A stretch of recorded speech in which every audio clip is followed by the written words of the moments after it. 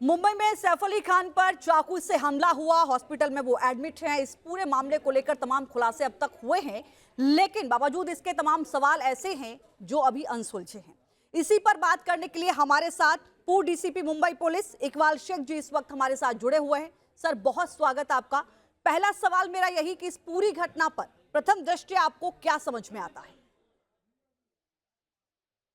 देखिए, ये ऐसे तो प्राइमा फेसी केस एक हाउस रॉबरी की अटेम्प्ट की लगती है। हम्म, क्यों तो इसमें बहुत सारे सिक्योरिटी लैप्सेस हैं। For example CCTV cameras, sensor cameras, और इसमें जो एक्यूज है, अभियुक्त है, हम्म, उसकी जो एंट्री और एग्जिट दोनों भी मिस्ट्री है। हम्म, वो कैसे दाखिल हुआ, वो वहां से फिर कैसे एग्जिट किया, ये कुछ समझ में नहीं आ रहा है। लेकिन एट द सेम टाइम सबसे बड़ी परेशानी वाली बात है कि ठीक है, इसने कहीं से बाजू के बिल्डिंग से कंपाउंड में मैंने देखा है, कंपाउंड वॉल पे जो है ना, बार्ब वायर फेंसिंग नहीं है। हम्म, सिक्योरिटी का आपको पता है कि कैसे सिक्योरिटी गार्ड्स होते हैं, डबल टिबल ड्यूटी करते हैं, हम्म, सोए रहते हैं।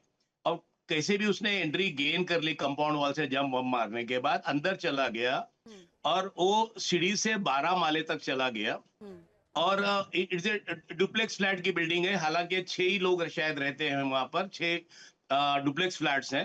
हम्म, उसको कहीं एंट्री नहीं मिली, लेकिन ये 12 माले पे वो एंटर कैसा हो गया फ्लैट में, जी, ये सबसे बड़ी मिस्ट्री है। हम्म, और वहां पर वो मेड सर्वेंट ने देखा और मेड सर्वेंट पे उसने असॉल्ट किया। हम्म, और उसके बाद कहते हैं कि सैफ अली खान साहब ने आवाज से वो जाग गए, हम्म, और उन्होंने उसको पकड़ने की कोशिश की। उसके हम्म, हाथ में तेज धारदार चाकू हम्म, था, और उस चाकू से उन्होंने सैफ अली खान को 6 बार स्टैब किया। जी, अब ऐसा एक वार गर्दन पे लगा है, 2 हाथ पे लगे हैं, पीठ पे लगे हैं, और हम्म, वार इस कदर भयानक है, आप हम्म, देखिएगा जी, कि चाकू की नोक, जैसे डॉक्टर बता रहे हैं लीलावती हॉस्पिटल के, हम्म, चाकू की नोक उनकी पीठ में टूट गई, हम्म, और वहां से उसको निकाला गया। हम्म, लकीली कोई भी इंजरी जो है वो प्राण घातक नहीं है। हम्म, लेकिन इससे एक चीज है कि आ, सैफ अली खान ने जो एक बहादुरी दिखाई एक आम रॉबर को पकड़ने की, जी। वो सराहनीय है। लेकिन लेकिन सर, इसमें जो हम्म, सिक्योरिटी लैप्सेस है, जो हम्म, आजकल बम्बई में बहुत ही आम है, हम्म, बहुत बहुत आम है। हम्म, अभी आपको बताऊं तो मैं 15 दिन पहले की बात है, हम्म, डोंगरी जैसे मोस्ट कंजस्टेड एरिया में हम्म, चावल गली है। चावल गली में सुबह 11:30 बजे के टाइम पे हम्म, एक हाउस रॉबर मंकी कैप पहने एक घर में घर की बेल बजाता है। हम्म, घर में औरत अकेली है, और उसके साथ में उसके 2 बच्चे हैं, छोटे बच्चे हैं। एक बच्चा 11 साल का है, एक बच्चा 7 साल का है। हम्म, मंकी पैक पैन कैप पहने वो बेल हम्म, बजाता है और डिसअपियर हो जाता है। हम्म, सेकंड टाइम फिर बेल बजाता है, तो वो मदर जो है दरवाजा खोलती है, और हम्म, वो रॉबर अंदर आता है चाकू के साथ में। हम्म, और वो बच्चे ने ऐसी बहादुरी दिखाई आम रॉबर को चाकू पकड़ने की, उसपे उस बच्चे को 6 टाके छाती पे आ गए। हम्म, और ठीक, रॉबर वहां से वो जी, छीना झपटी में वहां से भाग भाग गया। गया। लेकिन आपको बता दूं कि हम्म, उस पूरी बिल्डिंग में कहीं भी सीसीटीवी नहीं है। ठीक है। बिल्डर ने 2 साल पहले लगाया लेकिन था, सर, उसके बाद सीसीटीवी यहाँ तो बंद हो मामला गया, सीसीटीवी यहाँ फुटेज तो नहीं। सर मामला इधर है ना, बांद्रा जैसा इलाका, high profile apartment, personal security भी, सीसीटीवी कैमरे से लैस, एंट्री भी उसकी नजर नहीं आती, एग्जिट भी उसका नजर नहीं आता, जबरन वो घर में दाखिल हुआ, इसका भी कोई प्रूफ अब तक सामने नहीं आया। तो सवाल ये कि क्या कुछ ऐसा है जो सामने आना अभी बाकी है? क्योंकि जो थ्योरी सामने आई है वो मुंबई पुलिस की ओर से दी गई है कि देखिए वो चोरी के लिए घुसा हुआ था, उसको पकड़ लिया गया, और वो इतनी घटना करने के बाद वहां से जाने में भी कामयाब हो जाता है। तो ये थोड़ा सा सर नहीं लगता कि नहीं कुछ ऐसा है जो सामने आना बाकी है? नहीं, ये थोड़ा ऑड सा लगता है। जी, लेकिन इसमें जैसे मैं आपको बताऊं, अगर किसी को कुछ जाति दुश्मनी है, हम्म, या कुछ और बात है, कोई एक्सटॉर्शन का मामला है या जातीय दुश्मनी है, तो कहीं और भी निकाल सकता था। Bye hmm, he goes for shooting, shoot में कर सकते थे, स्टूडियो में कर सकते थे, हम्म, रास्ते में कर सकते थे। लेकिन रात के 2:30 बजे घर में उनके 12th फ्लोर के फ्लैट में घुसना, हम्म, घुस के वहां पर ये करना, हम्म, ये जो है बेसिकली है सिक्योरिटी लैप्सेस दिखा देता है। हम्म, सर और अब, हमारी एक मेंटेलिटी है, आप देखिए, हम्म, इतनी बहुत बड़ी बिल्डिंग है सदगुरु शरण के नाम से, हम्म, और बिल्कुल पॉश एरिया में है, राउंड द कॉर्नर जैसा, और ड्यूरेलो कॉन्वेंट जैसी स्कूल, बड़ी स्कूल है, राउंड द कॉर्नर जैसा बड़ा कैफे है, उसके आसपास एकदम अच्छी भरी पूरी सड़क पे ये बिल्डिंग है। और वहां पर ये हादसा होना, ये दिखाता है कि सिक्योरिटी लैप्सेस के बारे में ये जो इंडियन मेंटालिटी है, जी। हम भले एक 15-20 लाख रुपए की कार खरीदते हैं, एक 2-2.5 हजार का ऑटो को आप नहीं खरीदते हैं। हम हमारे इसमें सिक्योरिटी के बारे में जो हमारी मेंटालिटी है, जैसे फॉरेन में है कि हर बंदा जो है वहां पर एक 10% का जो बजट है, सिक्योरिटी बजट, अपने बजट में से 10% सिक्योरिटी पे खर्च करता है। यहाँ तो लोग 1% भी खर्च नहीं करते हैं, सारा चीज लेकिन जो है सर पुलिस पे छोड़ देते लेकिन हैं। सर जब हम और सेलिब्रिटी की बात अनफॉर्चुनेटली, करते हैं, खासकर हम जी बॉलीवुड के सेलिब्रिटी की बात करते हैं, तो इनकी तो अपनी भी सिक्योरिटी होती है सर। घर के आसपास भी सीसीटीवी लगे होते हैं, एंट्री पर भी होते हैं, बाहर जब एंट्री गार्ड बैठे होते हैं। मेरा सीधा सर एक सवाल जो हर किसी के जहन में है, वो ये है कि इतनी सिक्योरिटी के बीच आखिर इसने एंट्री कैसे ली? क्या इसने पहले रेकी की, या फिर कोई ऐसा मेंबर, चाहे वो घर का कोई सहायक रहा हो, कोई या फिर कोई शख्स रहा हो, क्या ये किसी से मिला हुआ था? क्या किसी ने गेट खोला इसके लिए? मतलब चूंकि सर आप तो डीसीपी रहे हैं, ऐसे कई मामले आपके वक्त में भी आपने सुलझाए होंगे। क्या कभी ऐसा कोई मामला आपके समक्ष आया और उसमें क्या थ्योरी समझ में आई आपको उस वक्त?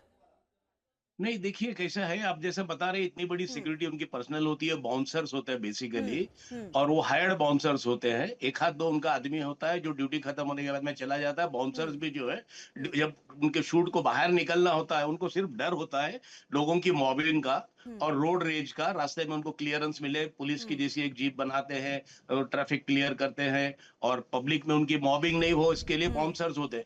बाकी जब अपनी इतनी बिल्डिंग में आते हैं, उनको ऐसा सेंस ऑफ सिक्योरिटी आ जाता है, मेरी इतनी बड़ी बिल्डिंग, इसमें मेरे घर में मेरे पास में क्या होने वाला है, हम्म, और वो जो भी है बिल्डिंग के सिक्योरिटी पे छोड़ देते हैं। अब देखिए बेसिकली हर फ्लोर पे कैमरा होना चाहिए। हम्म, अब ये 12 माले 12th फ्लोर तक चल के गया है, और ये कहीं भी वो एक्यूज का जो है क्लियर पिक्चर नहीं आ रहा है। हम्म। अभी भी एक्यूज जो है संदिग्ध है, उसका क्लैरिटी नहीं आ रही है नहीं नहीं अभी सर, भी। अभी एक एक कुछ कुछ सेकंड का एक वीडियो पुलिस ने जारी किया है। 6 फ्लोर पर वो सीढ़ियों से उतरता हुआ नजर आ रहा है और टाइमिंग भी उसकी करीब 2 से 2:30 बजे के आसपास की है। सुबह 2:33 का वीडियो है जो हम दिखा भी रहे हैं अपने दर्शकों को, वो पुलिस की ओर से जारी किया गया है। लेकिन सर सवाल मेरा ये है कि जिस तरीके का ये हमला किया उसने, 2.5 इंच का जो टुकड़ा है चाकू का आगे का हिस्सा, वो निकाला गया है सर्जरी में। तो ये हमला जो किया गया, क्या इससे ये अंदाजा लगाया जा सकता है कि क्या इस शख्स की, आरोपी की कोई क्राइम हिस्ट्री रही होगी? क्योंकि सेल्फ डिफेंस में इस तरीके से 6 बार हमला करना, ये भी थोड़ा सा सर अचंभित करता है। क्या जी प्री प्लान के तहत ये हमला किया गया, या जो नहीं चोरी की थ्योरी दी जा रही है ये थोड़ा सा समझ में आती है? नहीं नहीं मैडम, मुझे ऐसा लगता है, एक तो जो रॉबर है हम्म, जिसने अटेम्प्ट किया, वो शायद ड्रग एडिक्ट हो सकता है। जी, और ड्रग एडिक्ट वो, उनको नशा जब करते हैं तो उनकी ताकत कई गुना बढ़ जाती है। उनको कॉन्सिक्वेंसेस का कुछ भी जरा भी अंदाजा नहीं होता, और वो परवाह भी नहीं करते हैं। हाँ, सेकेंडली ऐसा है कि ये सैफ अली खान साहब जो है, मेरे हम्म, ख्याल से वो शॉर्ट टेम्पर्ड है। हम्म, उन्होंने जब देखा कि अपने मेड सर्वेंट पे अटैक हुआ है, तो हम्म, हो सकता है वो बहुत ज्यादा जोश बीच में आया, और उसको लगा होगा कि उसको कि अब तो मैं यहाँ से छूटूंगा नहीं, जब हम्म, तक मैं पूरी ताकत ये करके यहाँ हम्म, कुछ उनको अटैक करूंगा, तब तक हम्म, मैं यहाँ से निकलूंगा नहीं, तो मुझे पकड़ा जाएगा या तो मुझे मारा जाएगा। हम्म, ये है। क्यों, तो कैसा है, सैफ अली खान साहब का नेचर थोड़ा सा शॉर्ट टेम्पर्ड है। हम्म, मैं जब एसीपी कोलाबा डिवीजन में था, तो वहां पर ताज में उन्होंने उनके खिलाफ एक केस रजिस्टर हुई थी। हम्म, उन्होंने इकबाल शर्मा नाम के एक साउथ अफ्रीकन नेशनल को पंच किया था ताज होटल में, और सिर्फ इस बात पे कि उस बंदे ने इनसे कहा था कि आप जरा जोर जोर से बात मत कीजिएगा, तो जी, सैफ अली खान साहब ने कहा था कि इतनी शांति चाहिए तो आप लाइब्रेरी में जाके बैठो, होटल में क्यों आए हो। हम्म।